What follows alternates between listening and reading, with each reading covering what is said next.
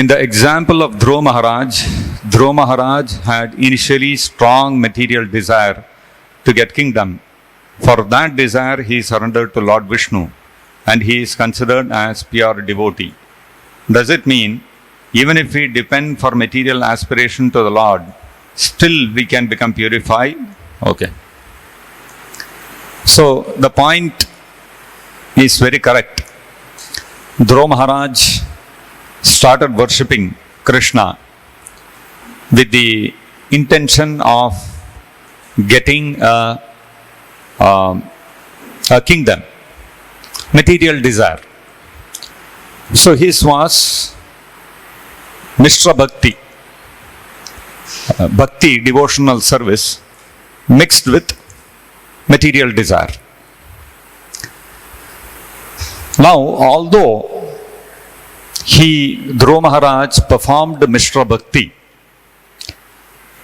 that process of Mishra Bhakti, because he performed under the direction of a pure devotee.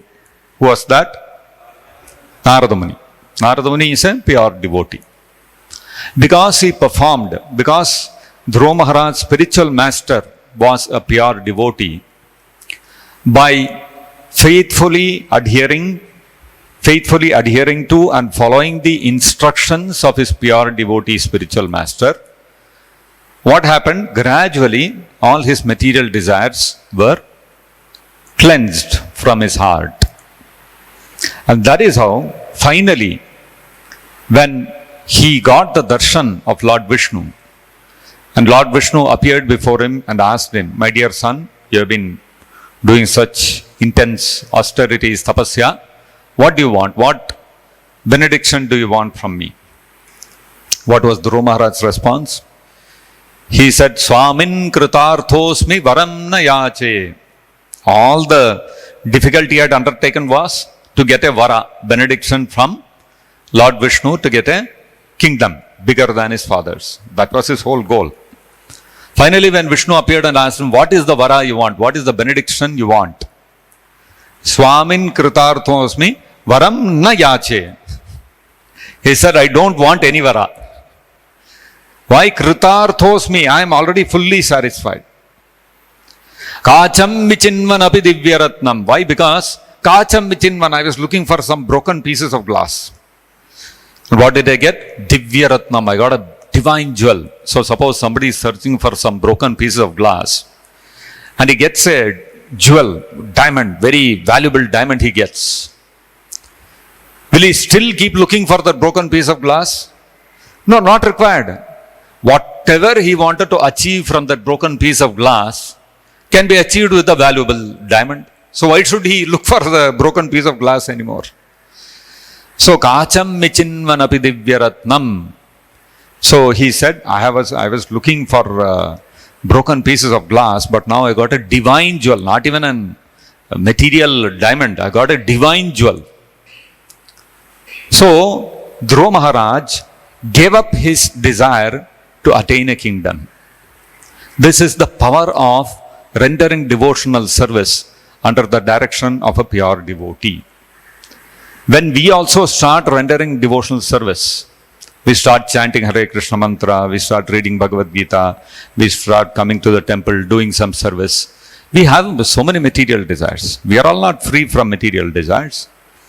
But because we execute those activities under the direction of Prabhupada, who is a pure devotee, eventually, if we stick to the principles, eventually our heart will become cleansed of all these material desires. This is the power of devotional service. That is why Krishna in the 9th chapter, he also tells that the Kshipram bhavati dharmatma apichet suduracharo bhajate mamananya bhak sadureva samantavyaha. Forget about having material desires. Sudurachara, if one is a great durachari, not even a durachari, great durachari. Durachari means one who is engaged in sinful activities. Even if one is a very sinful person, but he engages in devotional service under the direction of a pure devotee, what happens? Kshipram Kshipram bhavati dharmatma. Very quickly he will overcome the suduracharas. He will become a sadachari. So, forget about Dhruva Maharaj. Dhruva Maharaj was not a durachari. He just had some desire to own a kingdom. He was a Kshatriya after all. Kshatriya has to rule a kingdom. So, in keeping with his Kshatriya spirit, he wanted a kingdom bigger than his father's. That much only.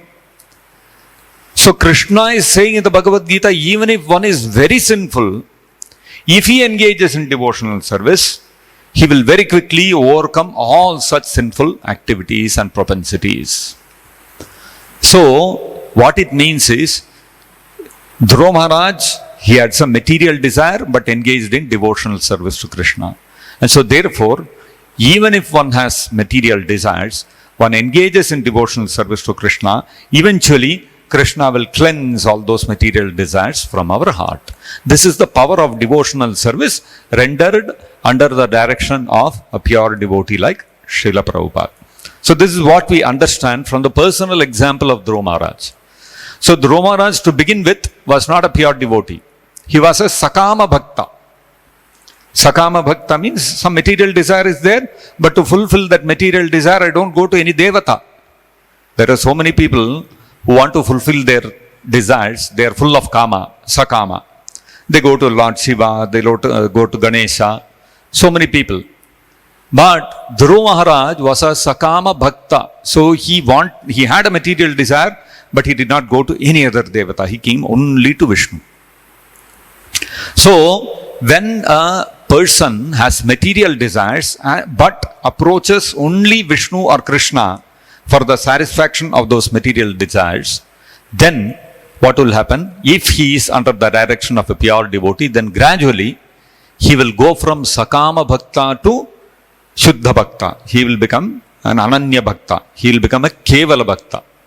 So that progress is possible if one has taken shelter of the lotus feet of a pure devotee. That's what Krishna also tells in the Bhagavad Gita.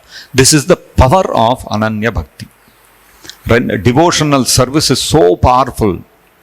That is why in the Puranas it is stated that aprarabdha phalam kutam bijam phalon mukham kramenaiva praliyeta Vishnu Bhakti Ratatmanam.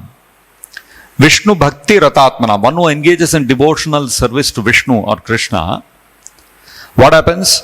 All the sinful activities which are there in our heart, it may be in the form of seed, bija. Kutam phalam bijon, what is that? Aprarabdha phalam kutam bijam phalon mukham. Bijam, if it is in bija form in the seed, Kutam means it has sprouted. So, bija, if you take a seed and put it into a jar and keep it in a glass jar and lock it up and keep it, it will remain like that. You take that seed, put it into the earth, put a little water, what will happen? In a few days you will see the sprout is coming out. That is called kuta.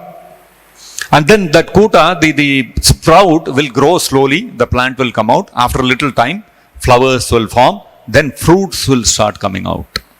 So, phala unmukha. Phala unmukha means phala is formed, the fruit is formed, it is going to ripen. Once the fruit is ripened, then you can taste the fruit. This is the normal thing that happens. Now, a fruit is ripened and you are eating. That is called prarabdha karma. This body that I have got, the mind I have got, the intelligence I have got. This is prarabdha karma. This is the fruit I am already enjoying. I cannot change the level of my IQ. I cannot change how beautiful or how ugly I look. I cannot change myself from man into a woman. Of course, unless you undergo a sex change operation, which is becoming common nowadays. But otherwise, you are born with a certain thing. So, these things are called prarabdha karma. Phala which has given to me, I am already tasting it. Now there are reactions to my activities, both sinful and pious, which are either in bija form, or it is in kuta form, or it is phala unmukha. It is in the form of a seed, sprout, or a raw fruit. Fruit has not yet ripened. When one engages Vishnu Bhakti Ratatmanam, when one is engaged in devotional service to Krishna, all these different reactions to our activities, past activities, whether sinful or pious, in whatever form they are, either in bija, seed form, sprout form, or a fruit form, everything is destroyed. Kramena eva praliyeta, it becomes destroyed when one engages in devotional service to Krishna. So, the seed of my aprarabdha karma, the seed of my karma exists not only as the result of past karma, which is waiting for a suitable circumstance. Just like bija, seed you take and put into the earth, only then it will start sprouting. So like that, when the circumstances become favorable, then some seed which is lying of my past activity, the reaction to my past activity, will immediately start sprouting. So this is how it functions. So now the bija is not only past reaction, it is also the propensity to engage in sinful activity. One is executing sinful activity, another is propensity to act sinfully. So even the propensity to act sinfully is destroyed when we engage in devotional service to Krishna. So devotional service to Krishna is so powerful, it will destroy the propensity to perform sinful activities, and it will destroy the desire for material profit or to obtain material possessions. This is the nature of devotional service, which is rendered under the direction, under the shelter of a pure devotee of Krishna. And that is why we are all following Prabhupada. We are reading Prabhupada's books, we are chanting Hare Krishna mantra, we are following Ekadashi, we follow Janmashtami. All this why?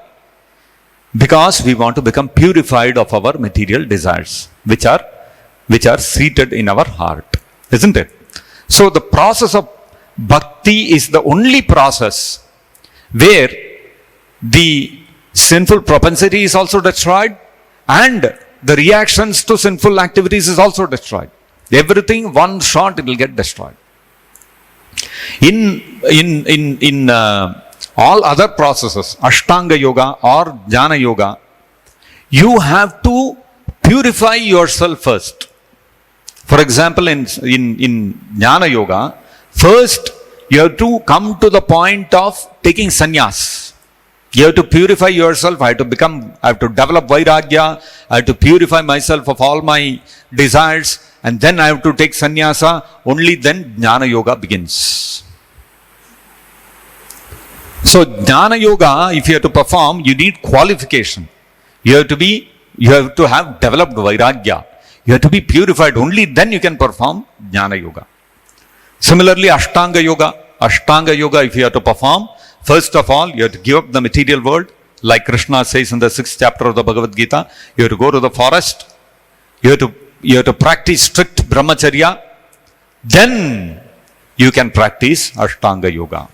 So even Ashtanga Yoga also, first you become purified.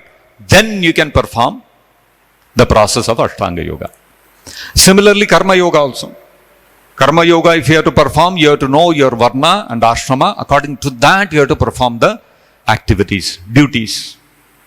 So, any process you take, the process will act only when you are qualified to perform that process. In other words, you should be purified enough to perform that process, whether it is Karma Yoga, Ashtanga Yoga, Jnana Yoga.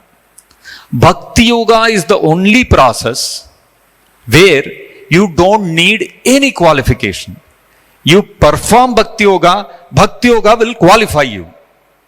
Bhakti Yoga will purify you and qualify you to perform pure Bhakti Yoga. This is the beauty of Bhakti Yoga. This is the beauty of devotional service. So therefore, Dhruva Maharaj is a brilliant example of a Sakama Bhakta who performed devotional service to Vishnu, exclusive devotional service to Vishnu.